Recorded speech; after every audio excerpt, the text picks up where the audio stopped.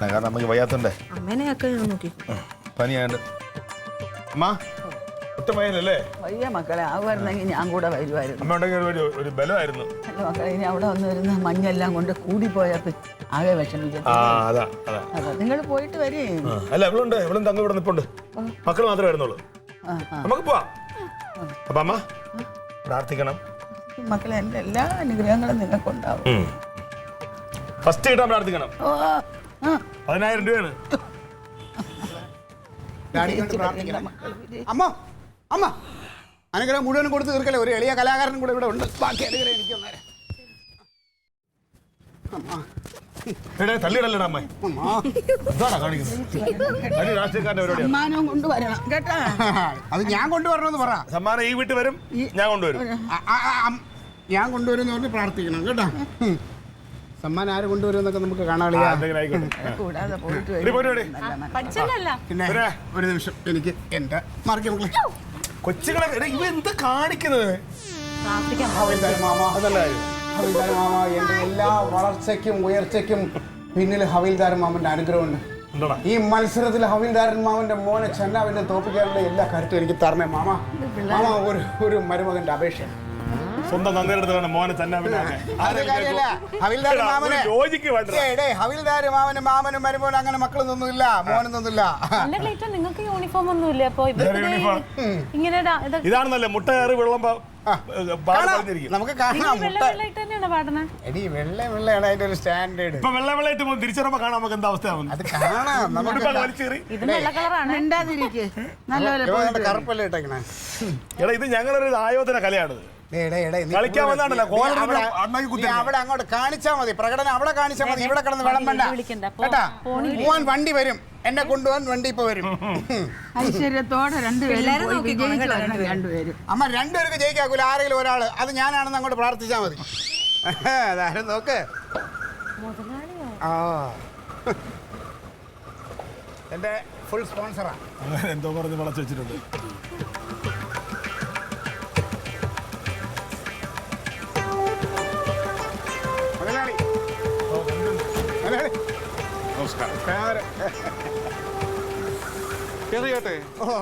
മക്കളെ അടുത്ത് വന്ന് കയറിക്കോ. മക്കളൊക്കെ വാ വാ. ഓ ഓ ഓ അമ്മ ജമന്തി പോകുന്നതൊക്കെ കൊള്ളാം. അവിടെ ചെന്നിട്ട് അടിയും വഴക്കൊന്നും ഉണ്ടാക്കാൻ. എന്റെ അമ്മ, ഞാനൊരു തികഞ്ഞ കലാകാരനായിട്ട് അങ്ങോട്ട് പോകണം. ഒരു കലാകാരൻ പാലിക്കേണ്ടതെന്നാണ് ശാന്തിയും സമാധാനവും. പിന്നെ വലിയൊരു കലാരൂപം ഞാൻ ഉള്ളിൽ ആവാഹിച്ചു വെച്ചേക്കണം. എന്റെ വായിൽ ഇനി വേറെ ഒന്നും വരില്ല, അത് മാത്രമേ വരുള്ളൂ. കളിക്കണ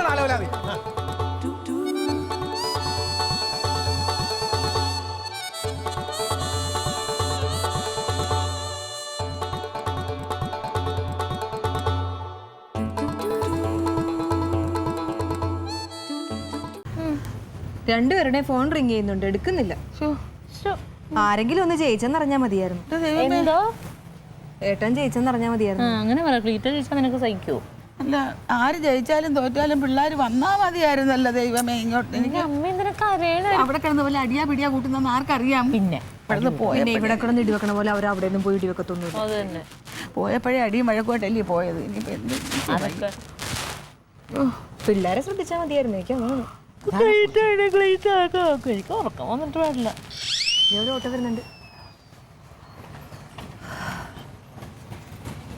കനകൻ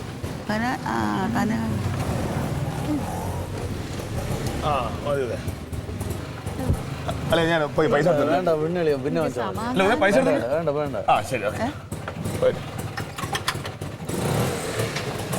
ശരി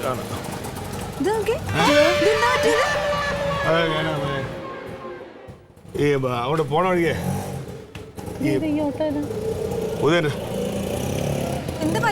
ഞാന് പോണ വഴിക്ക് ഒരു കമ്പ് കയറിക്കൊണ്ട് കണ്ടില്ലേ. ഞാനേ അങ്ങോട്ട് പോകുമ്പോഴേ റോഡ് സൈഡ് ഒരു മറ്റേ ഇത് നിൽക്കാറ്, മറ്റേ കടലാസടി. അപ്പൊ അതിങ്ങനെ ചാഞ്ഞ് നിന്നപ്പോഴത്തേക്ക് അതിങ്ങനെ പാസ് ചെയ്തപ്പോ ഇങ്ങനെ കണ്ടു. ഞാൻ അങ്ങനെ ആക്കിയപ്പോ ആ കുന്തത്തിലല്ലേ കയറി പോയി. മറ്റേ കുതിരപ്പുറത്തിരുന്ന് കണക്കല്ലേ പോയത്. അതിന് ഭയങ്കര പൊക്കമായിരുന്നു. തുടരണി ഇത് അത് ഇങ്ങനെ വെട്ടിയിട്ട് ഇങ്ങനായി. അപ്പോൾ അവൻ്റെ തോളി ഇടിച്ചു. കണ്ണ് മുറിഞ്ഞാ? ഇല്ലമ്മ, പോളയിൽ ചെറിയൊരു പോറുള്ളൂ. അത്രയുള്ള ഇപ്പോൾ ഡോക്ടറെ കൊണ്ട് കാണിച്ചപ്പോൾ പറഞ്ഞത് ഇത് നല്ലൊരു സാധനം നീ വെച്ചേക്കാണ്, കാറ്റടിക്കാതിരിക്കാനേ. എന്നോട് കൂടുതൽ സംസാരിക്കേണ്ട കാര്യമില്ല, ഞാൻ കയറി പോട്ടെ. എനിക്ക് വേദന അടി പെണ്ണേ.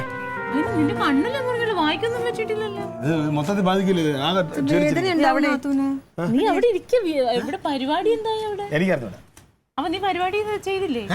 പരിപാടി ചെയ്യാൻ പറ്റിയില്ലേ? ഞാനാ പരിപാടി സ്റ്റേ കയറാൻ പറ്റണ്ടേ? ആശുപത്രി പോകും, പിന്നെ വയ്യാതെ നമ്മൾ സ്റ്റേ പോകുമ്പോ. നീ ഇതിന് ദേഷ്യപ്പെട്ടു. പിള്ളേരെവിടെ? ഏത് പിള്ളേര്? പോയ പിള്ളേർ അതിൻ്റെ കൂടെ അല്ലല്ലോ ഒന്ന്, മറ്റവനോടല്ലേ പോയത്. അവനോട് ക്ലീറ്റസ് എവിടെ? ഇപ്പൊ എനിക്ക് എങ്ങനെ അറിയാനൊക്കെ? എനിക്ക് വയ്യമ്മ, എനിക്ക് ഭയങ്കര വേദന എടുത്തത്. ബൈക്കിൽ പോയി അങ്ങനെയൊക്കെ പറ്റും എന്റെ കനക.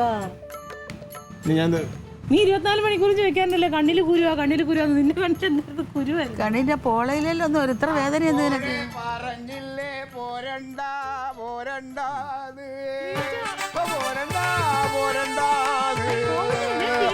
അപ്പോഴേ പറഞ്ഞില്ലേ പോരണ്ട പോരണ്ടാന്ന്. കോൽക്കളി വിദ്വാന്റെ അവിടെ നിൽക്കല്ലേ? പടകാളിക്കണ്ടി കങ്കരി പോത്തിരി മാർക്കിരി ഭഗവതി അടിയനിൽ അലിവോടുന്ന തിരി കരികള്